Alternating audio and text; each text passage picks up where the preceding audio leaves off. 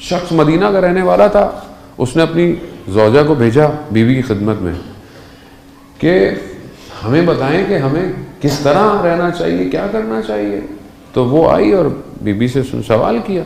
Be be نے کہا کہ جو امر ہم نے کہا ہے اس پہ عمل کرو، جس سے ہم نے کہا ہے دور ہو جاؤ، اس کو چھوڑ دو، بس یہی تو کامیاب ہو.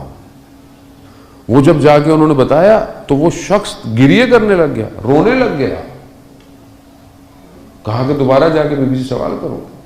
کہا بی بی خدمت میں کہو کہ جو آپ نے امر کہا ہے، یعنی جو آپ نے کہا ہے کہ ہماری اطاعت کرو، ایسے ایسے ایسے کرو، یہ تو میں انجام نہیں دیتا، تو میں ساری زندگی میں سارے کام ایسے نہیں کرتا، اور جن چیزوں آپ نے منع کیا ساری چیزیں میں چھوڑ نہیں پاتا، تو کیا ہوگا ہمارا، یعنی پھر تو میں نقصان میں ہوں. تو پھر بی بی نے اسے جواب دیا کہ جو دنیا میں ہمارا چاہنے والا ہوگا، اگر اس کی غلطیاں، اس کے گناہ اتنے ہوں کہ مرنے سے پہلے اسے تکلیف برداشت کرنی پڑے تو وہ تکلیف میں رہے گا تاکہ اس کے وہ گناہ صاف ہو جائیں. اور اگر اس کے گناہ اتنے ہوئے کہ دنیا اس کے گناہوں کو دھو نہ پائے مشکلات میں، تو عالم برزخ میں مشکل میں رہے گا. اور اگر عالم برزخ اس کے گناہوں کو نہ دھو پائے تو اسے قیامت والے میں جہنم کے اندر کچھ عرصے جلنا پڑے گا تاکہ پاک ہو، پھر اسے جنت میں بلایا جائے گا. اب آپ بولیں گے بھائی ایٹ دا اینڈ تو جنت میں جانا ہے تو ٹینشن کیسی، ایسی ہوگا نا. دیکھ جانا تو ہے، اس میں کوئی شک نہیں.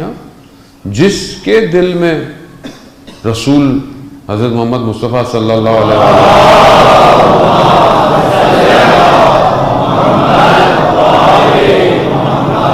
اور ان کی اولاد کی محبت ہے تو وہ شک نہ کرے کہ وہ جنت میں نہیں جائے گا.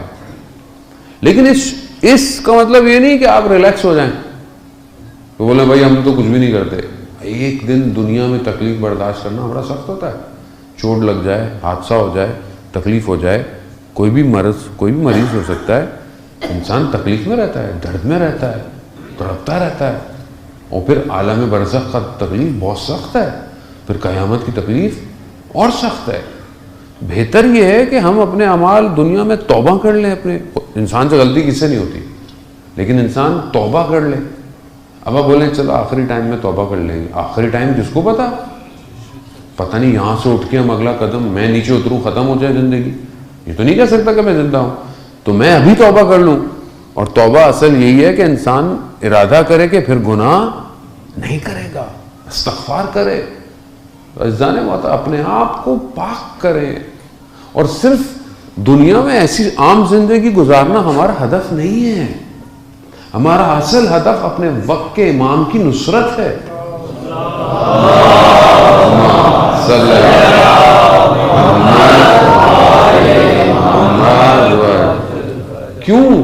کیونکہ دیکھیں بی بی نے بھی اپنی زندگی میں جو محنت کی، جو مشقت، جو مشکلات، جو سختیاں برداشت کی، کیوں کی؟ وقت کے امام کے لیے. امام کا حق نہیں مل رہا تھا، بیوی کو گھر چھوڑنا پڑ گیا، دروازے کھٹکھٹانے پڑ گئے. کیوں؟ حق نہیں مل رہا. آج ہم اپنے وقت کے امام کے لیے کیا کر رہے ہیں؟ آج ہم اپنے وقت کے امام کے لیے محنت کر رہے ہیں، دروازے کھٹکھٹا رہے ہیں، کوشش کر رہے ہیں، اپنے اندر صلاحیت پیدا کر رہے ہیں. یہی تو اصل ہدف ہے.